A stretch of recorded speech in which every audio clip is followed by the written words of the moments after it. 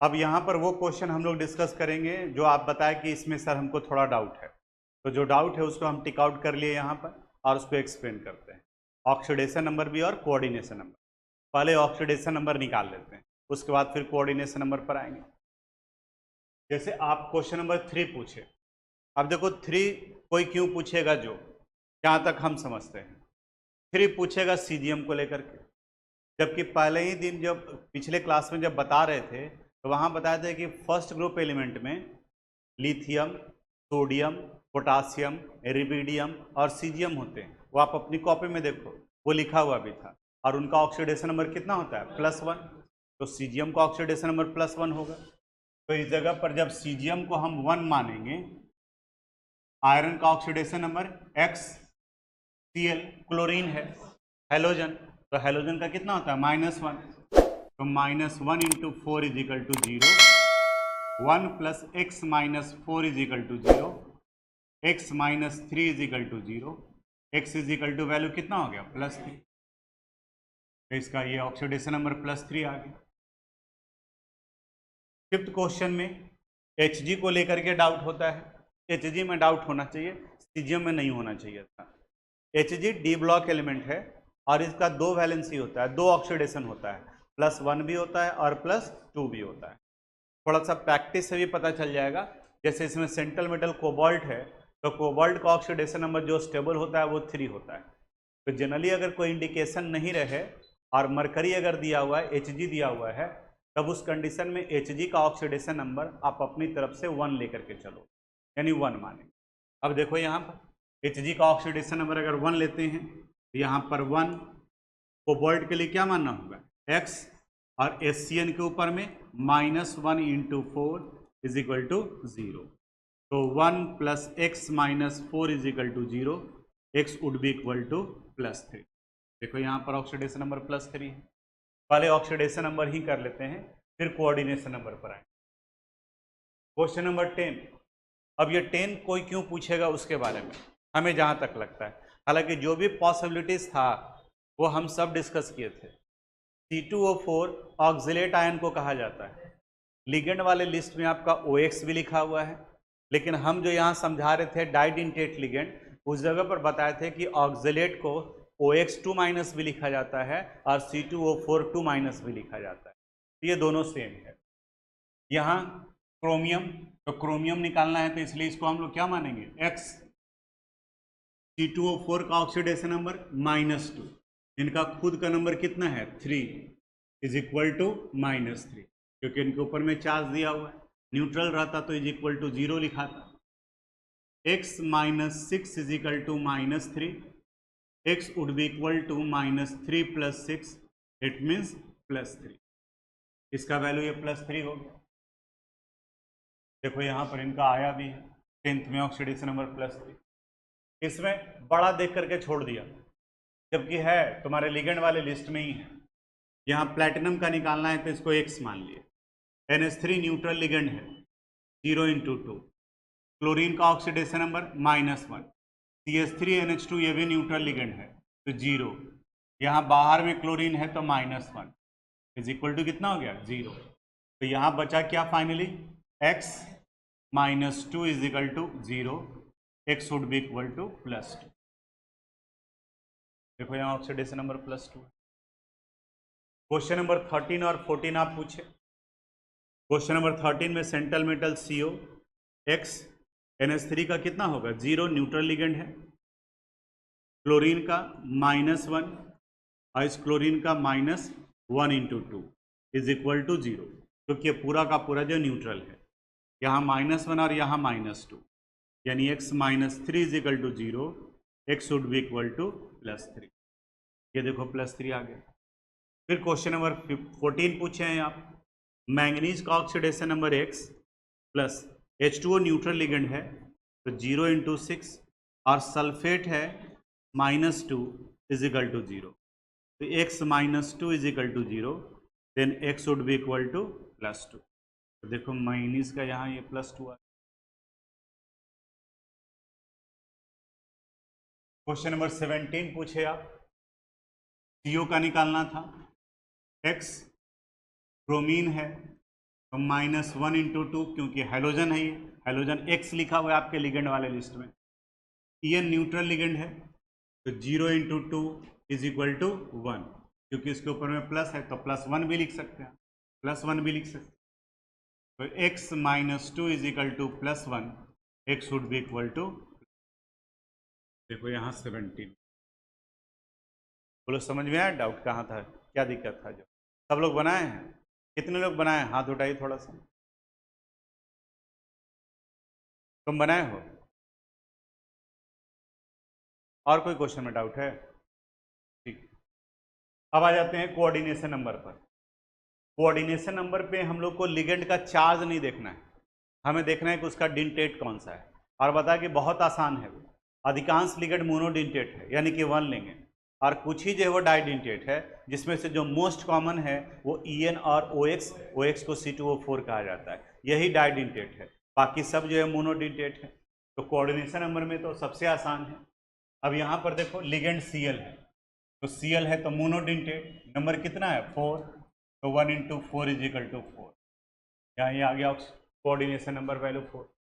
Hg के case में ligand कौन है? HCN, हमें सिर्फ लिगेंड देखना है, काउंटर आयन क्या है नहीं है, चार्ज क्या है उससे मतलब नहीं है। HCN मोनोडिंटेट, नंबर 4, तो 1 × 4 = आ गया। ये दोनों क्वेश्चन हो गए इस वाले पार्ट में। 10th क्वेश्चन में C2O4 ऑक्सिलेट आयन है, ये डाइडिंटेट है, तो 2, और नंबर कितना इनका 3, तो 2 × 3 = 6। देखो यहाँ पर ये आ गया। इसमें NH3 है मोनोडिंटेट, तो 1 × 2, Cl मोनोडिंटेट 1, फिर CH3NH2 मोनोडिंटेट 1। बाहर में नहीं देखेंगे, यहाँ भी क्लोरीन है, यहाँ भी क्लोरीन है, लेकिन दोनों का फर्क क्या है? यहाँ ये जो क्लोरीन है वो काउंटर आयन है, स्क्वायर ब्रैकेट के बाहर है, और जो क्लोरीन अंदर में रहेगा उसे हम लोग लिगेंड कहते हैं। दोनों का पोजीशन बदल दिए तो उसका नेचर बदल जाएगा, तो हमें सिर्फ लिगेंड लेना है। तो 1 × 2 + 1 + 1 कितने के बराबर होगा? 4। ये इसका कोऑर्डिनेशन नंबर निकल गया। 13 क्वेश्चन को अगर देखें तो लिगेंड है NH3 मोनोडिंटेट 1 × 5, Cl मोनोडिंटेट 1, वैल्यू कितना हो जाएगा 6। 5th में तो 14 में H2O मोनोडिंटेट, तो 1 × 6, ये तो सल्फेट बाहर है, यानी इसका भी coordination number value 6। Last question यहाँ COBr2, यहाँ Br है तो Br मोनोडिंटेट, तो 1 × 2, EN डाइडिंटेट 2 × 2, 2 + 4, वैल्यू कितना हो गया? बोलो और कोई दिक्कत है तो? अब निकल जाएगा ऑक्सीडेशन नंबर और कोऑर्डिनेशन नंबर। ऑक्सीडेशन नंबर और कोऑर्डिनेशन नंबर बहुत ज़रूरी है, बहुत इंपॉर्टेंट है। अभी आगे हम लोग जब फार्मूलेशन पढ़ेंगे तो वहाँ पर भी आएगा, नोमेनक्लेचर पढ़ेंगे तो वहाँ पर भी आएगा। आप निकाल करके रखिए तो कॉपी, देखिए आप में से कितने लोगों का कितना सही और कितना गलत है।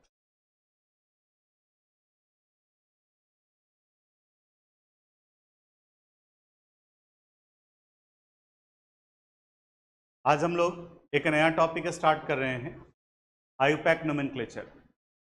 आयुपैक ये एब्रीविएशन है, इसका फुल फॉर्म होता है international union of pure and applied chemistry. Organic chemistry में भी पढ़े होंगे, क्लास 10th में भी पढ़े होंगे, यहाँ 11th 12th में भी ऑर्गेनिक केमिस्ट्री आएगा, 11th में भी आप ऑर्गेनिक पढ़े होंगे। लेकिन इनऑर्गेनिक कंपाउंड का आयुपैक नोमेनक्लेचर पहली बार आप पढ़ रहे हैं। हाँ, क्लास 11th में क्लासिफिकेशन ऑफ एलिमेंट में आयुपैक सिंबल आया था कि एलिमेंट का एटॉमिक नंबर 110 है तो क्या होगा, 112 है तो क्या होगा, उसका नाम क्या होगा। यहाँ कॉम्प्लेक्स कंपाउंड का आयुपैक नोमेनक्लेचर पढ़ना है। 4-5 एग्जाम्पल बताएंगे, हर एक में कुछ न कुछ चेंजेज होगा। जितने पॉइंट्स लिखवाए हैं उन सब का यूज यहाँ करेंगे, और फिर उसको देखोगे कि अब वो क्लियर हुआ या नहीं हुआ। किसी भी कंपाउंड का अगर नाम लिखते हैं, चाहे वो कोऑर्डिनेशन कंपाउंड हो या सिंपल कंपाउंड, पहले कटायन का नाम लिखते हैं, फिर अनायन का नाम लिखते हैं। जैसे इस टॉपिक पर हम आएंगे, पहले आपसे एक दो बात पूछ लेते हैं। NaCl, बताओ तो इसका नाम क्या होता है? इसका नाम लिखते हैं हम लोग सोडियम क्लोराइड, जो गया सोडियम क्लोराइड।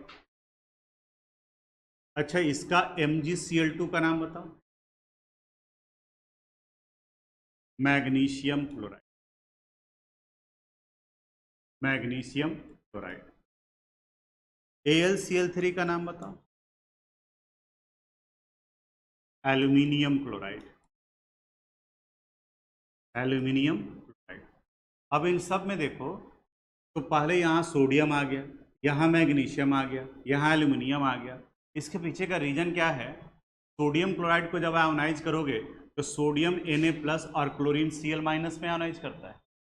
तो कहता है कि किसी भी कंपाउंड का जो कटायनिक पार्ट है उसको पहले लिखा जाता है और जो अनायनिक पार्ट है उसको बाद में लिखा जाएगा।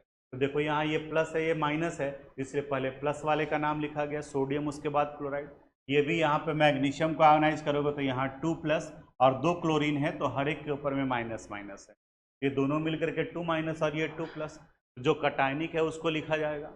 वैसे ही कोऑर्डिनेशन कंपाउंड में भी, कॉम्प्लेक्स कंपाउंड में भी जब आप नेमिंग करोगे तो पहले लिखा जाएगा कटायन का नाम और उसके बाद में लिखा जाएगा अनायन का नाम। ये हुआ। अब सर यहाँ दिक्कत ये हो रहा है कि हम पहचानेंगे कैसे कि कौन कटायन और कौन एनायन है? एकदम आसान है, हम 2-3 एग्जाम्पल दे रहे हैं, आप उसमें से देख के बता देना कि कौन कटायन और कौन एनायन है, ये पता चल जाएगा। जैसे एक ये है K4FeCN6 और दूसरा है CONH3 और Cl3। फर्स्ट क्लास तो याद होगा आपको, जिसमें हम लोग वो सब देखने की जरूरत नहीं, जो देखने का जरूरत होगा हम बोलेंगे वहां देख। हम आपको कोऑर्डिनेशन एंटिटी और काउंटर आयन बताए थे। अब बताओ तो फर्स्ट वाले में काउंटर आयन कौन है? कौन है? K4, ये है काउंटर आयन। दूसरे वाले में काउंटर आयन कौन है? ये है काउंटर आयन। ठीक है, तो दो ही पार्ट होता है, एक कोऑर्डिनेशन एंटिटी और दूसरा काउंटर आयन। जो पहले आ गया वो कटायनिक और जो बाद में आ गया वो अनायनिक। तो देखो तो यहाँ पर ये के आ गया पहले, तो इसका मतलब ये कटायनिक है और ये कोऑर्डिनेशन एंटिटी क्या हो गया? अनायनिक। इसमें कोऑर्डिनेशन एंटिटी हो गया कटायनिक और काउंटर आयन क्या हो गया? अनायनिक। तो नाम पहले लिखेंगे, इसमें पहले काउंटर आयन का नाम लिखा जाएगा और इसमें पहले कोऑर्डिनेशन एंटिटी का नाम लिखा जाएगा। ठीक है, तो the name of cation should be written first whether it is counter ion like this और कोऑर्डिनेशन एंटिटी लाइक दिस, जो भी आएगा पहले उसका लिखा जाए। अब यहाँ पर K4 है, काउंटर आयन में नंबर को हम लोग काउंट नहीं करते, जैसे अभी इरेज कर दिए। आपको याद होगा AlCl3 था तो भी उसका नाम हम लोग एल्यूमिनियम क्लोराइड ही बोले। MgCl2 में क्लोरीन 2 था लेकिन उसका नाम हम लोग मैग्नीशियम क्लोराइड ही बोले। यानी आयन का ये नंबर वैलेंसी को सेटिस्फाई करने के लिए आता है, यानी नाम लिखते वक्त में उसके नंबर को नहीं लिखेंगे। तो यहाँ पर अगर हम लोग जैसे सपोज K4FeCN6 है, इस कंपाउंड का नेमिंग करना है, कौन कौन सा स्टेप करना होगा? जो सबसे पहले आप ऑक्सीडेशन नंबर निकालोगे। किसका ऑक्सीडेशन नंबर निकालेंगे? सेंट्रल मेटल का। अब अभी बताए हैं एग्जाम्पल जो पूछे थे वो अभी। यहाँ पोटासियम है, बताओ क्या लिखेंगे? 1/4। आयरन के लिए x, Cn के लिए -1/6 इज इक्वल टू क्या हो गया? 0। 4 + x - 6 is equal to 0। x should be equal to +2। ये लिख दिए। अब नाम लिखते हैं, जो पूछेंगे वो बताना। आप बताओ यहाँ पर पहले काउंटर आयन का लिखा जाएगा या कोऑर्डिनेशन एंटिटी का? काउंटर आयन का। तो काउंटर आयन में कौन है? पोटेशियम। तो यहाँ लिख दिए हम लोग नाम पोटेशियम। ये हो गया। स्मॉल लेटर से ही स्टार्ट करेंगे, पूरा नाम जो स्मॉल लेटर से, पोटेशियम। अब कोऑर्डिनेशन एंटिटी का नाम लिखना है। अब आप लिगेंड वाला लिस्ट निकाल लीजिए जिसमें नाम और ऑक्सीडेशन नंबर वगैरह लिखा हुआ है, क्योंकि नाम याद नहीं होगा। अब इसको देख करके करोगे तब आपको नाम याद आएगा। ठीक, चलो सुनो। अभी कोऑर्डिनेशन एंटिटी के नाम लिखने के लिए सबसे पहले लिगेंड का नाम लिखा जाता है। आप बताओ इस कंपाउंड में लिगेंड कौन है? Cn। लिस्ट में देखिए Cn का क्या नाम है? साइनो भी है और साइनाइडो भी है। तो साइनो और साइनाइडो दोनों में से आप कोई ले सकते हैं। ठीक है। यहाँ अब बोर्ड पर, यानी लिगेंड CN है और कोई नहीं है, पहले उसी का नाम लिखना है। 6 नंबर है तो 6 के लिए यहाँ पर हो गया हेक्सा, यानी इसके नंबर के लिए 6 के लिए। और CN है तो साइनो भी लिख सकते हो या साइनाइडो भी लिख सकते हो, तो हेक्सा साइनाइडो एक साथ में बगैर कोई गैप दिए हुए, हेक्सा साइनाइडो। अब ये Fe है। अब अभी लिस्ट लिखवाए हैं आपको कि अगर कोऑर्डिनेशन एंटिटी कटायनिक या न्यूट्रल है तो सेंट्रल मेटल का नाम उसके एलिमेंट के नाम के बराबर, यानी कि Fe है तो आयरन, CO है तो कोबाल्ट, Na है तो निकेल। लेकिन अगर कोऑर्डिनेशन एंटिटी अनायोनिक है तो उसके एलिमेंट के नाम के साथ में 8 लगा हुआ हो। तो अभी आपको जो लिस्ट लिखवाए हैं उसमें देखो तो Fe के लिए क्या नाम लिखेंगे, पहले देख लो। हाँ फिर से बता रहे हैं, Fe है तो देखो वहां पर Fe के केस में टेबल में 2 नाम दिया हुआ है, एक आयरन और दूसरा क्या दिया हुआ है, फेरेट। आप देखो तो आयरन के ऊपर में क्या लिखे हैं, नहीं वो सेंट्रल एटम या किस नेचर का, न्यूट्रल या कटायनिक या अनायनिक, ऐसा क्या लिखा हुआ है, कटायन लिखा हुआ है या न्यूट्रल लिखा होगा, न्यूट्रल या कटायन। और जहां फेरेट है उसके ऊपर में क्या लिखवाए हैं, अनायन। ठीक है, यानी कि फेरेट तब कहा जाएगा जब कोऑर्डिनेशन एंटिटी अनायनिक है, और आयरन तब कहा जाएगा जब कोऑर्डिनेशन एंटिटी कटायनिक हो या न्यूट्रल हो। अब आप बताओ यहाँ पर ये कोऑर्डिनेशन एंटिटी अनायनिक नेचर का है या कटायनिक नेचर का, क्या क्यों अनायनिक, बाद में लगा हुआ है, पहला वाला पार्ट पॉजिटिव और दूसरा वाला पार्ट क्या, निगेटिव। एक्चुअली दिक्कत यहाँ पर कटायन और एनायन को लेकर के भी है कि कटायन पर प्लस होता है या माइनस होता है, जो 4th 5th क्लास में बच्चे को बताया जाता है। फिर से बताते हैं, कटायन कटा हुआ होता है, जिस पे प्लस चार्ज है उसको कटायन कहा जाता है, तो जिस पे कटा हुआ नहीं रहेगा वो क्या हो जाएगा, अनायन। तो ये कोऑर्डिनेशन एंटिटी अनायनिक नेचर का है, तो अनायनिक नेचर पे अब आप बताओ कि आयरन लिखेंगे या फेरेट लिखेंगे। अब समझ में आया फेरेट क्यों लिखे, तो हेक्सा साइनाइडो और यहाँ पर फेरेट। ऑक्सीडेशन नंबर इसका कितना आया है, 2, यहाँ ब्रैकेट में लिख देंगे 2, ये कंपाउंड का नाम हुआ। हम बिल्कुल एकदम एक एक करके बताते जाएंगे, जो बोल रहे हैं उसको ध्यान से सुनोगे। एक दूसरा एग्जाम्पल ले लिए, Na3ZnOH4, इसका नेमिंग करना है। स्टेप में पहला पार्ट हम लोग को निकालना है ऑक्सीडेशन नंबर। इस पे कमांड नहीं होगा ऑक्सीडेशन नंबर और कोऑर्डिनेशन नंबर पर, तो फिर बाकी आगे कुछ नहीं होगा। जैसे अभी जो डांट रहे थे उसको रीजन यही था कि जब यही नहीं किया है तब इसके बाद वाला पार्ट जो है वो नहीं होगा। बताओ इसका ऑक्सीडेशन नंबर निकालेंगे तो सोडियम का 1/3, Zn के लिए क्या मानेंगे, OH के लिए इज इक्वल टू 3 + x - 4 = 0। यहाँ पे क्वेश्चन हमारे से गलती हुआ है, फिर से Na2 होना चाहिए, ऐसे जो दिया रहेगा वही बनाओगे, लेकिन जहाँ कंफर्म है कि A2 होना चाहिए। देखो दूसरा क्वेश्चन बना रहे हैं हम लोग, Na2ZnOH4, इसका नेमिंग करना है। तो नेमिंग करने के लिए सबसे पहले इसका हम लोग क्या निकालेंगे, ऑक्सीडेशन नंबर। सोडियम का ऑक्सीडेशन नंबर 1, तो 1/2। Zn के लिए क्या लिखेंगे, x, OH के लिए -1/4 = 0। 2 + x - 4 = 0, x - 2 = 0, x would be equal to +2। ये हो गया। अब पहले हम लोग कटायन का, उसके बाद अनायन का।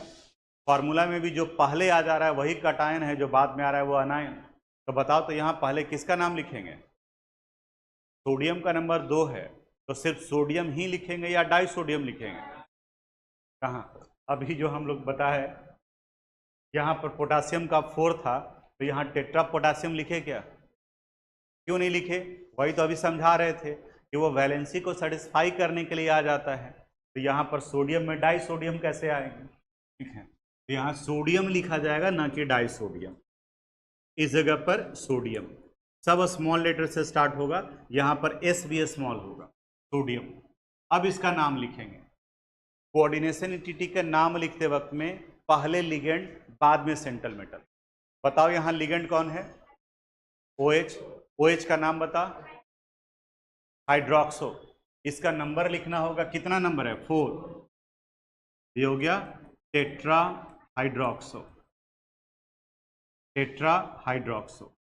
अब सेंट्रल मेटल है Zn, तो Zn के लिए आप जिंक लिखोगे या जिंकेट लिखोगे? क्या? क्यों जिंकेट? क्योंकि कोऑर्डिनेशन एंटिटी क्या है? अनायनिक है। यहाँ टेट्रा हाइड्रोक्सो जिंकेट, और ऑक्सीडेशन नंबर कितना निकाले हैं? 2। यहाँ पर यह 2 हो गया। नेक्स्ट एग्जाम्पल, क्या? नहीं, पूरे कोऑर्डिनेशन एंटिटी का नाम एक सिंगल वर्ड के जैसा होगा, यानी स्पेस नहीं होगा। स्पेस सिर्फ एक जगह पर आएगा, काउंटर आयन और कोऑर्डिनेशन एंटिटी के बीच में। The name should appear like a single word, ये रूल है। और आप इसके ऊपर में अगर फोकस नहीं करते हो तो टेट्रा हाइड्रोक्सो फिर जिंकेट ऐसे करेंगे, पूरा नाम चाहे कितना भी बड़ा हो जाए, the name should appear like a single word, एक सिंगल वर्ड के जैसा दिखना चाहिए, ये रूल में आता है। आगे बढ़ते हैं दूसरे में। K4 Fe CN4 Cl2, इसका नेमिंग करना है। बताओ पहला काम क्या करेंगे? Oxidation number. इनका ऑक्सीडेशन नंबर निकाल लेते हैं। पोटासियम का 1/4, आयरन के लिए X, Cn का -1/4, क्लोरीन का -1/2 इज इक्वल टू 0। X का वैल्यू निकालोगे तो ये +2 आ जाए, हम डायरेक्ट लिख दिए। अब नाम लिखेंगे। अब आप बताओ, इतनी देर से सुन रहे हो, तो यहाँ लिख दिए पोटेशियम, पोटेशियम।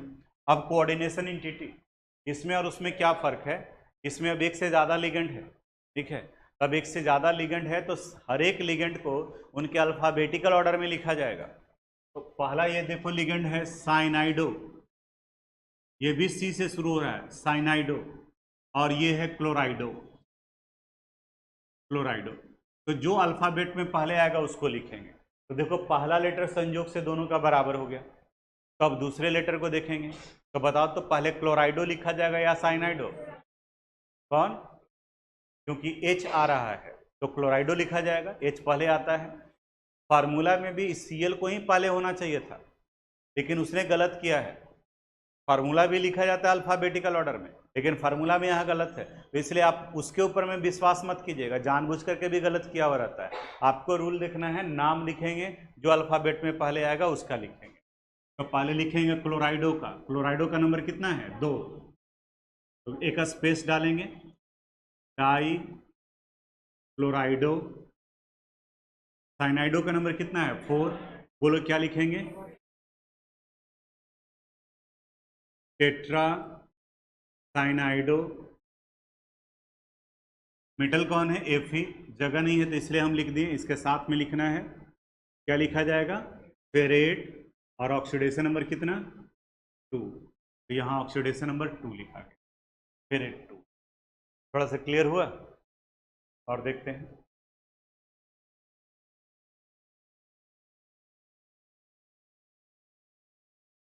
CO NH3 और Cl3, इसका करना है। बताओ पहला काम क्या करेंगे? Oxidation number. कोबाल्ट का ऑक्सीडेशन नंबर X, NH3 का 0/6, क्लोरीन का -1/3 इज इक्वल टू 0। X का वैल्यू निकालेंगे, कितना हो जाएगा? +3। अब बताओ यहाँ नाम पहले काउंटर आयन का या कोऑर्डिनेशन एंटिटी का? काउंटर आयन पहले है, जो पहले आएगा उसका पहले नाम लिखें। तो पहले यहाँ क्या है? पहले वाले क्वेश्चन और इसमें देखो दोनों में फर्क है। अभी तक पहले काउंटर आयन आ रहा था, उसके बाद कोऑर्डिनेशन एंटिटी, और इस वाले कंपाउंड में पहले कोऑर्डिनेशन एंटिटी है, बाद में काउंटर आयन, तो पहले कोऑर्डिनेशन एंटिटी का नाम लिखना। अब चार्ज भी देख लो, वो भी बदल गया होगा। पहले वाले में काउंटर आयन कटायनिक था और कोऑर्डिनेशन एंटिटी अनायनिक, लेकिन चूंकि अब ये पहले आ गया तो ये कटायनिक हो गया और ये क्या होगा, अनायनिक, तो जिसकी वजह से सेंट्रल मेटल का नाम डिफर कर जाएगा। पहले यहाँ नाम लिखते हैं, NH3 का नाम देखो लिगेंड वाले लिस्ट में,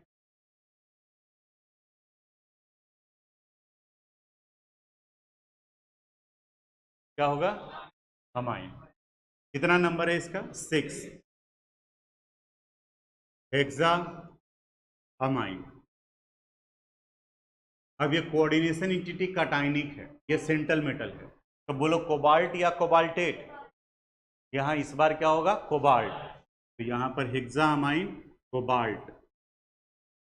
ऑक्सीडेशन नंबर कितना है, 3, तो 1 2 3, कोबाल्ट 3 कर दिए।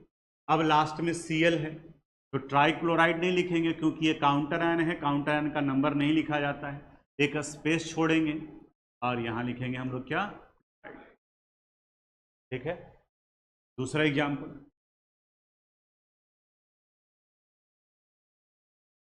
CO NH3 H2O3 Br3। बता पहला काम, ऑक्सीडेशन नंबर, कोबाल्ट के लिए X, NH3 का 0, H2O का 0, ब्रोमीन का -1 × 3 is equal to 0। X is equal to value कितना आ गया, +3। ठीक है, अब नेमिंग करते हैं। बताओ कोऑर्डिनेशन एंटिटी का नेमिंग पहले या काउंटर आयन का, कोऑर्डिनेशन एंटिटी का। एक से ज़्यादा अलग अलग तरह का लिगेंड है तो अल्फ़ाबेटिकल ऑर्डर देखना पड़ेगा। तो इसका नाम NH3 का क्या है, अमाइन, अमाइन, और H2O का नाम देखो एक्वा, एक्वा। तो देखो तो दोनों में अल्फ़ाबेट में कौन पहले आएगा, अमाइन, तो पहले अमाइन का नाम लिखेंगे उसके बाद एक्वा का। अमाइन का नंबर कितना है, 3, तो यहाँ इनका नाम लिखेंगे तो आ जाएगा ट्राई अमाइन। आप बोलो try aqua, try amine, try aqua. अब सेंट्रल मेटल CO, कोबाल्ट या कोबाल्टेट, यहाँ आ गया कोबाल्ट, और ऑक्सीडेशन नंबर कितना है, 1 2 3, और लास्ट में Br लगा हुआ है, यानी इसके लिए क्या यूज करेंगे हम लोग, ब्रोमाइड, ब्रोमाइड। समझ में आ रहा है।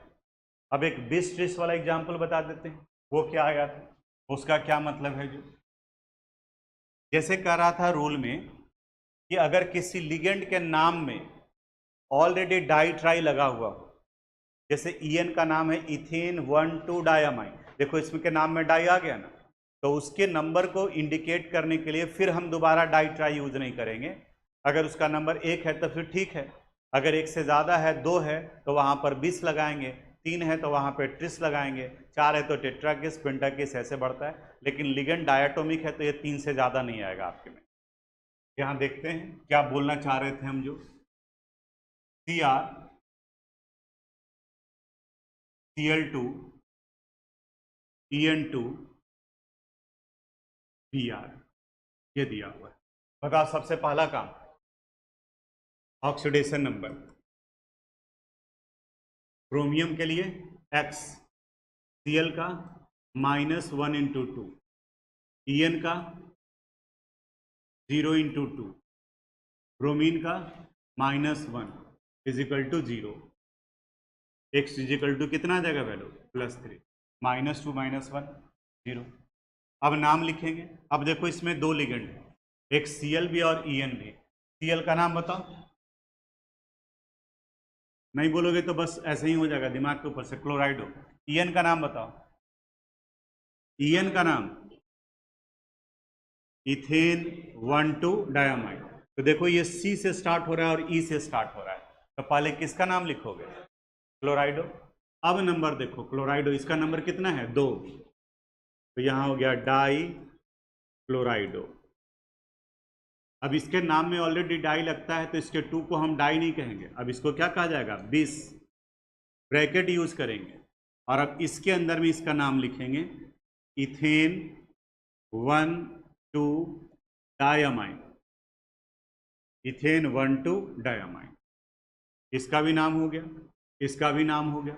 इसके नाम में चूंकि डाई आया था, यहाँ ये देखो डाई आया है, तो इसलिए इस जगह पर डिफरेंस क्या आया, डाई की जगह पर इसके टर्म क्या यूज किए हैं, बिस, क्योंकि रूल कहता है कि एक जगह पर अगर numeral prefix di tri tetra पेंटा जैसा वर्ड यूज हो गया है, तो फिर अब उसके नंबर के लिए फिर वो डाई ट्राई यूज नहीं करेंगे। अब उसके नंबर के लिए हम लोग अगर 2 है तो 20 और 3 है तो ट्रिस यूज करेंगे। तो इसका नंबर चूंकि 2 था इसलिए यहाँ पर हम लोग 20 यूज कर लिए, इथेन 1,2 डायमाइन।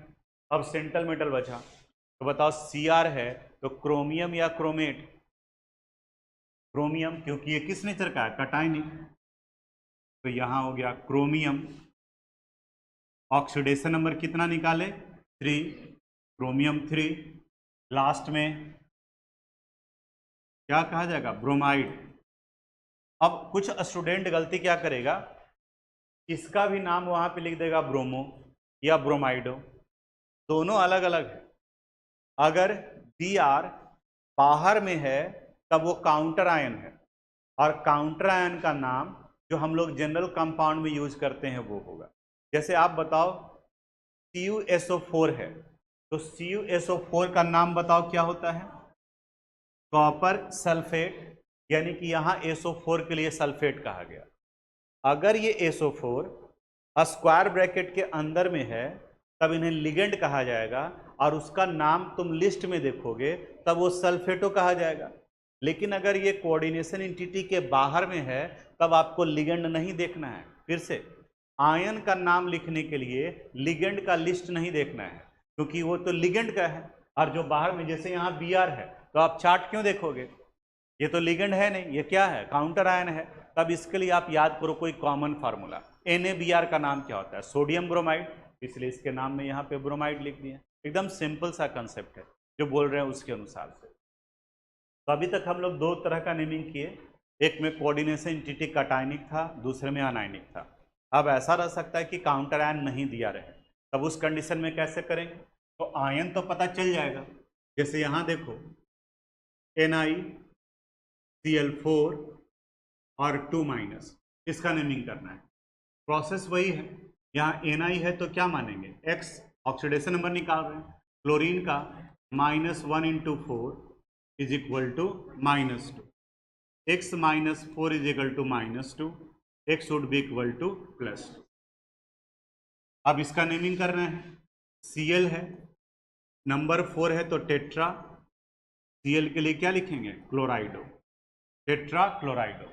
अब ये निकेल, अब बोलो निकेल लिखें या निकलेट लिखें, क्यों निकलेट, अनायन है, कैसे पता चला, अरे चार्ज दिया हुआ है।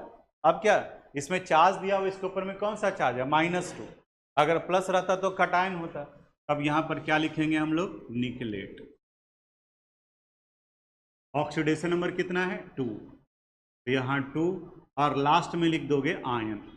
कुछ एक जगह पर ये आयन नहीं लिखता है, वो टेक्निकली गलत है।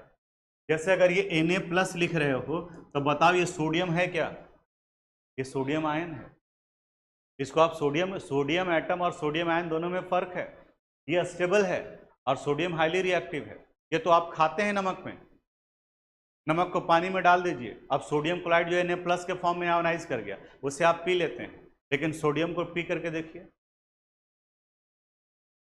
पेट में ही जलना शुरू हो जाएगा। तो इसीलिए आयन लिखना चाहिए मेरे समझ, एक कटायनिक का, तो जितने भी टाइप ऑफ हो सकते थे वो सब पूरा हो जाएगा। इसको लेते हैं,